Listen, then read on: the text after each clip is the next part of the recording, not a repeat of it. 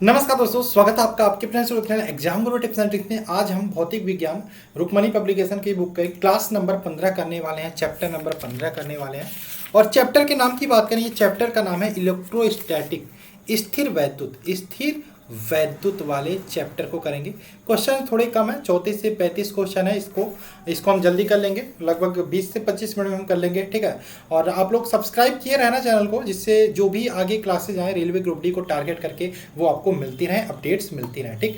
Reasoning के लिए बात करें, रीजनिंग का प्रैक्टिस सेट अनअकैडमी पे जल्दी शुरू होने वाली है, फ्री ऑफ कॉस्ट क्लासेज होगी, वो भी आपको मिलेगी। लेकिन टेलीग्राम ग्रुप आपका जो है वो ज्वाइन किए रहना, लिंक डिस्क्रिप्शन में, वहीं पर आपको अपडेट मिलेगी, ठीक। चलिए शुरू करते हैं। उससे पहले चाहेंगे 1 सितंबर से ध्यान रखिएगा, 1 सितंबर से अनअकैडमी पे कुछ नए बैच स्टार्ट हुए हैं एसएससी एग्जाम्स को लेके, रेलवे एग्जाम्स को लेके, जिनको आप ज्वाइन कर सकते हैं। इसमें सबसे पहले हम एसएससी के बारे में बात कर लें। एसएससी के कौन कौन से बैच हैं, टॉप एडुकेटर्स के टॉप बैच हैं। सीजीएल एंड सीएचएसएल एग्जाम 2021-22 को टारगेट करके 1 सितंबर से यहाँ पे एक बैच स्टार्ट हो रहा है, ऑल स्टार्स बैच, ठीक है, इसको ज्वाइन कर सकते हो। इसके अलावा सीईटी एग्जाम के लिए ब्रह्मास्त्र बैच है। एवरी गवर्नमेंट एग्जाम के लिए आपका सीईटी कंपलसरी कर दिया गया है, ध्यान रखिएगा। ऑल इंडिया लेवल पे एक टेस्ट होगा, पहले सीईटी, उसके बाद कोई एग्जाम दोगे। तो 1 सितंबर से इसको किया गया। सीजीएल और सीएचएसएल के लिए सफलता बैच है। देखो जो भी कोर्सेज होंगी उसका जो टाइमिंग होगा 1 ईयर का होगा, फुल ईयर होगा ड्यूरेशन, ठीक। सीजीएल इंग्लिश के लिए, सीजीएल मेंस के लिए यहाँ पे एक बैच है रानी मैम के द्वारा, इसको भी ज्वाइन कर सकते हो। इसके अलावा एमटीएस एग्जाम के लिए फाउंडेशन बैच है। जीडी एग्जाम के लिए कांस्टेबल, जिससे 25,000 वैकेंसी आपके सामने, उसकी भी बैच आगे ज्वाइन कर सकते हो। अब देखो यहाँ पे अभी ऑफर चल रहा है अगस्त का, 1 ईयर का सब्सक्रिप्शन लेते हो, 3 मंथ का सब्सक्रिप्शन फ्री मिल जाएगा, ठीक। बेनिफिट है, एडिशनल बेनिफिट। इसके अलावा कोड याद रखिएगा हमारा गुरु टिप्स, 10% का डिस्काउंट मिल जाएगा अनअकैडमी का कोई भी सब्सक्रिप्शन लेते हो तो, ठीक। चलिए शुरू करते हैं। यहाँ पे पहला क्वेश्चन आपके सामने स्क्रीन पर है। पहला क्वेश्चन है, सिर के सूखे बालों में कंघी रगड़ने पर क्या होता है भाई। सिर के सूखे बालों में कंघी रगड़ने पर, कंघी करने पर कड़कड़ाहट की ध्वनि आने का क्या कारण होता है। इसका आंसर क्या होगा बताइए। सिर पर सूखे बालों पर कंघी रगड़ने से जो कड़कड़ाहट आती है, इसका क्या कारण होगा। तो ध्यान रखिएगा, छोटे छोटे विद्युत स्फुरन बन जाते हैं। जब सिर पे सूखे बाल हो और उस पर कंघी रगड़ोगे तो छोटे छोटे जो विद्युत के स्फुरन बन जाते हैं, वही हिलते डुलते हैं और वही कंघी करते समय हमारे कड़कड़ाहट की ध्वनि होती है। Option number B right answer होगा। छोटे छोटे विद्युत स्फुरन होते हैं, उसी से कड़कड़ाहट की ध्वनि निकलती है, option number B. Question number 2 की बात करें, विद्युत परिपथ में संधारित्र का प्रयोग क्यों होता है भाई। संधारित्र जिसको बोलते हैं कैपेसिटर, कैपेसिटर का प्रयोग, कंडेंसर का प्रयोग किया जाता है। इसका आंसर क्या होगा। कैपेसिटर कंडेंसर का प्रयोग विद्युत परिपथ में किया जाता है। तो ये ध्यान रखिएगा, विद्युत आवेशन के संग्रहण हेतु विद्युत परिपथ में कैपेसिटर या कंडेंसर का प्रयोग किया जाता है। Option number C right answer होगा। क्वेश्चन नंबर 3 की बात करें, निम्नलिखित में से अर्धचालक कौन सा है। अर्धचालक सेमी कंडक्टर जिसको बोलते हैं, निम्नलिखित में से कौन सा सेमी कंडक्टर है। तो ध्यान रखिएगा, सेमी कंडक्टर की बात करें तो ऑप्शन नंबर इसका सी राइट आंसर होगा। सिलिकॉन एक प्रकार का सेमी कंडक्टर है। अर्धचालक सेमी कंडक्टर की बात करें तो वे पदार्थ को, उन पदार्थों को अर्धचालक या सेमी कंडक्टर कहते हैं जिनकी विद्युत चालकता चालकों से कम किंतु अचालकों से अधिक होती है, यानी कि मीडियम में होती है, ठीक। तो इनको हम क्या बोलते हैं, अर्धचालक। अब इसमें सिलिकॉन हो गया, जर्मेनियम हो गया, कैडमियम हो गया, ये सारे आपके अर्धचालक या सेमी कंडक्टर होते हैं। क्वेश्चन नंबर 4 की बात करें, निम्नलिखित में से किस उद्योग में अभ्रक का प्रयोग कच्चे पदार्थ के रूप में होता है। अभ्रक का प्रयोग कच्चे पदार्थ के रूप में होता है, तो याद रखिएगा विद्युत के उद्योग में, इलेक्ट्रॉनिक्स के उद्योग में, विद्युत के उद्योग में हम क्या करते हैं, जो अभ्रक होते हैं उनको कच्चे पदार्थ के रूप में प्रयोग करते हैं। अभ्रक की बात करें, ये इलेक्ट्रिक का क्या होता है, बैड कंडक्टर होता है, बैड कंडक्टर होता है। ये जो विद्युत का होता है ये बैड कंडक्टर यानी कि आपका अचालक होता है। और अगर जो उष्मा के लिए बात करें तो अभ्रक उष्मा का सुचालक होता है या गुड कंडक्टर होता है, ठीक। आंध्र प्रदेश भारत का सबसे बड़ा अभ्रक उत्पादक राज्य है, ध्यान रखिएगा। क्वेश्चन नंबर 5 की बात करें, दो प्रोटॉनों धनावेशित कर, प्रोटॉन पे धनावेशित हो, प्रोटॉन धनावेशित ही होता है, ध्यान रखिएगा। दो प्रोटॉन धनावेशित कणों के मध्य बल क्या होगा, ध्यान रखिएगा। दो प्रोटॉन जो धनावेशित कण हैं उनके मध्य जो बल होगा वो सदैव इनके मध्य अंतराल अनुसार आकर्षण या प्रतिकर्षण बल होगा। Option number C right answer होगा, ठीक। ऑप्शन नंबर सी यहाँ पे राइट आंसर हो जाएगा। क्वेश्चन नंबर 6 की बात कर लेते हैं। 6 क्या है? शुष्क सेल में जो ऊर्जा संग्रहित होती है वह क्या होती है? देखो, शुष्क सेल की बात करें जिसमें ऊर्जा संग्रहित होती है उसमें किस प्रकार की ऊर्जा होती है? ठीक, तो ध्यान रखिएगा, इसमें एक प्रकार की रासायनिक ऊर्जा होती है। रासायनिक ऊर्जा होती है, ऑप्शन नंबर सी इसका राइट आंसर हो जाएगा। शुष्क सेल का प्रयोग वहाँ किया जाता है जहाँ पे रुक रुक के विद्युत देने की आवश्यकता पड़ती है। ठीक, चलिए क्वेश्चन नंबर 7 की बात करें। एक कैपेसिटर का ईएमएफ को हम ई से डिनोट कर रहे हैं तथा कतिपय आंतरिक प्रतिरोध के एक सेल के साथ जोड़कर पूर्णतः आवेशित किया जाता तो क्या होगा? तो ध्यान रखिएगा, यहाँ पे सेल में जो विभव होगा ना वो ईएमएफ से कम होगा। ऑप्शन नंबर यहाँ पे सी राइट आंसर होगा। सेल में जो विभव होगा वो ईएमएफ ई से कम होगा। ऑप्शन नंबर सी।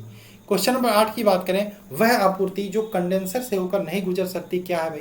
तो ध्यान रखिएगा, जो कंडेंसर से नहीं, कौन सी विद्युत आपूर्ति कंडेंसर से होकर नहीं गुजर सकती? तो ध्यान रखिएगा, जो डीसी आपूर्ति होती है, डीसी मतलब डायरेक्ट करंट और एसी मतलब अल्टरनेटिव करंट। डीसी जो करंट होती है वो विद्युत जो कंडेंसर होता है वहां से होकर नहीं गुजर सकती। Option number B right answer होगा। क्वेश्चन नंबर 9 की बात करें। निम्नलिखित वैज्ञानिकों के द्वारा किसके द्वारा तड़ित चालक का आविष्कार किया गया था? तड़ित चालक की बात करें, होता क्या है भाई? बरसात के दिनों में आपको पता है बिजली चमकती है। जब बिजली चमकती है तो बड़े बड़े बिल्डिंग्स बनाए जाते हैं, उन पर भी डर होता है कि उन पर भी बिजली गिर सकती है, तो उन पर वहाँ पे तड़ित चालक बनाया जाता है ऊंचे ऊंचे भवनों पर। ठीक, तड़ित चालक क्या होता है? जब बिजली गिरती है तो ये बड़े बड़े भवन जो होते हैं, ये बिजली अगर जो इन पर गिरती है तो तड़ित चालक खींचकर उनको, उनकी जो बिजली होती है, जो हाई वोल्ट करंट होता है उसको जमीन में भेज देता है। ठीक, तो कोई नुकसान नहीं होता। तो इसका आविष्कार किया था बेंजामिन फ्रैंकलिन ने। Option number C right answer होगा। क्वेश्चन नंबर 10 की बात करें। 10 क्या है? 10 है आपका स्टोरेज बैटरी में किस तत्व का उपयोग किया जाता है? स्टोरेज बैटरी में बात करें किस तत्व का उपयोग करते हैं तो हम शीशे का उपयोग करते हैं। ऑप्शन नंबर ए, शीशे का उपयोग करते हैं। ठीक, बेंजामिन फ्रैंकलिन ने, ध्यान रखिएगा, बैटरी शब्द का इस्तेमाल सर्वप्रथम किया था। तो option number A right answer होगा। क्वेश्चन नंबर 11 की बात करें। संचायक बैटरी में कौन सा धातु इस्तेमाल किया जाता है? हम इसका नाम ही सीसा संचालक बैटरी बोलते हैं। तो इसमें हम शीशे का उपयोग करते हैं और ये क्या करता है? रासायनिक ऊर्जा को विद्युत ऊर्जा में कन्वर्ट करता है। तो सीसा यहाँ पर भी हो जाएगा। ऑप्शन नंबर सी, सीसा यहाँ पर भी हो जाएगा। Option number C. Question number 12 की बात करें। शुष्क सेल में कार्बन की छड़ किसका कार्य करती है? बताइए। शुष्क सेल में कार्बन की छड़ की बात करें, ये जो होती है कैथोड के रूप में कार्य करती है। ठीक, कैथोड के रूप में कार्य करती है शुष्क सेल में जो कार्बन की छड़ होती है। जबकि जस्ते का जो बर्तन होता है वो एनोड का कार्य करता है। ठीक, जस्ते का बर्तन होता है वो एनोड का कार्य करता है और कैथोड का जो छड़ होता है वो कैथोड का। ठीक, चलो ये ध्यान रखना। आगे चले क्वेश्चन नंबर 13 की बात कर लेते हैं। 13 क्या? 13 है आपका बैटरी के धनात्मक ध्रुव से जोड़े गए इलेक्ट्रोड को क्या कहते हैं? बैटरी के धनात्मक ध्रुव से जोड़े गए इलेक्ट्रोड को क्या बोलते हैं? इसको बोलते हैं एनोड। एनोड यानी कि option number C right answer है, एनोड बोलते हैं। ठीक, क्वेश्चन नंबर 14 की बात करें। 14 क्या है? यदि विद्युत आवेशित दो वस्तुओं को एक तार से जोड़ा जाए, यदि विद्युत आवेशित दो वस्तुओं को एक तार से जोड़ा जाए तो विद्युत करंट प्रवाहित नहीं होगी। यदि क्या हो? यदि दोनों विभव समान हो तो विद्युत करंट प्रवाहित नहीं होगी। Option number D right answer होगा। 15 की बात करें। फैराडे संख्या क्या होती है भाई? तो फैराडे संख्या याद रखना, ये होती है 9.65 × 10⁻⁻8 कूलाम प्रति मोल। कूलाम प्रति मोल। ऑप्शन नंबर इसका क्या हो जाएगा? सी। ऑप्शन नंबर सी यहाँ पे राइट आंसर होगा, फैराडे संख्या। ठीक, चलिए क्वेश्चन नंबर बात करें नेक्स्ट हमारा 16। विद्युतदर्शी का कार्य है। क्या है भाई विद्युतदर्शी का कार्य? तो विद्युतदर्शी की बात करें, ये विद्युत आवेश की उपस्थिति की पहचान करना विद्युतदर्शी का कार्य है। तो विद्युत आवेश की उपस्थिति की पहचान करना यानी कि ऑप्शन नंबर ए यहाँ पे राइट आंसर होगा। 17 की बात करें। शुष्क सेल की क्षमता या विभव कितनी होती है? शुष्क सेल की क्षमता या विभव की बात करिए कितनी होती है भाई? ये होती है 1.5 volt. Option number B right answer होगा। 18 की बात करें। 18 क्या है? कैपेसिटर किसमें ऊर्जा रखता है? कैपेसिटर की बात करें, ये ऊर्जा रखता है चुंबकीय क्षेत्र में। ऑप्शन नंबर ए, चुंबकीय क्षेत्र में कैपेसिटर ऊर्जा रखता है। Option number A right answer. 19 की बात करें। सिल्वर ऑक्साइड सेल के विद्युत वाहक बल का मान कितना होता है? सिल्वर ऑक्साइड के सेल के विद्युत वाहक बल का मान कितना होता है? तो याद रखिएगा ये भी आपका 1.5 वोल्ट होता है। वोल्ट होता है, ध्यान रखिएगा, दिया नहीं ना, वोल्ट होता है। Option number D. Question number 20 की बात करें। 20 क्या है? 20 है जब साबुन के एक बुलबुले पर कुछ चार्ज रखा जाए तो क्या होता है? ध्यान रखिएगा, जब साबुन के बुलबुले पर कुछ चार्ज रखते हो तो ये जो बुलबुला होता है उसकी त्रिज्या जो होती है ना, रेडियस जो होता है वो बढ़ जाता है। Option number B. Option number B. ठीक, क्वेश्चन नंबर बात करें 21 क्या है? विद्युत आवेश का एसआई मात्रक क्या होता है? विद्युत आवेश का एसआई मात्रक क्या होता है बताइए? विद्युत आवेश का एसआई मात्रक क्या होता है? ये होता है coulomb. Option number B coulomb होता है। ठीक। तरंगदैर्घ्य का मात्रक एंगस्ट्रॉम होता है।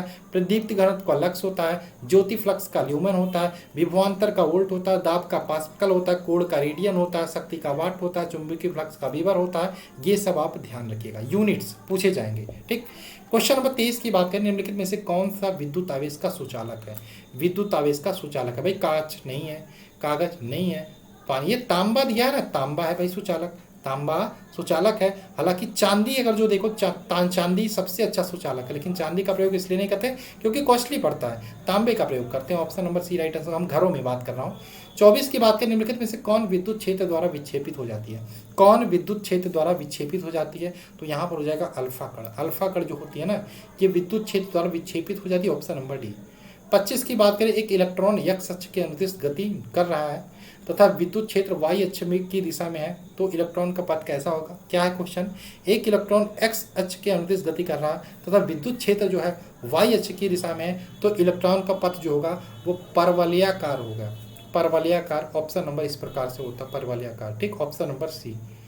क्वेश्चन नंबर बात करें 26 क्या है? एक इलेक्ट्रॉन विद्युत क्षेत्र में किसी वेग से विद्युत बल रेखाओं की दिशा में प्रवेश करती है तो क्या होगा? एक इलेक्ट्रॉन विद्युत क्षेत्र में किसी वेग से विद्युत बल रेखाओं की दिशा में प्रवेश करती है तो क्या होगा? तो यहाँ पे क्या होगा? इलेक्ट्रॉन का जो वेग होगा ना वो घटेगा। ऑप्शन नंबर सी।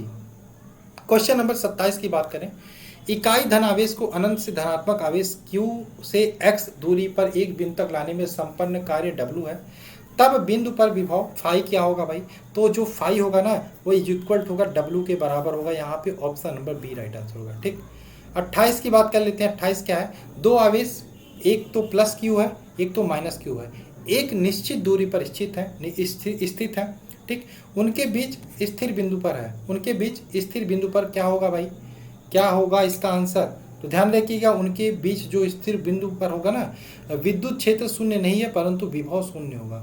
विद्युत क्षेत्र शून्य नहीं होगा परंतु विभव शून्य होगा अगर जो दो आवेश Q1 और Q प्लस Q और माइनस Q एक निश्चित दूरी पर है। Option number C right answer होगा। 29 की बात करें, अल्फा कण पर आवेश क्या होता है? तो अल्फा कण पर आवेश की बात करें तो 3.2 इंटू 10⁻⁻19 क्या होता है? कूलाम। ऑप्शन नंबर इसका सी राइट आंसर होगा।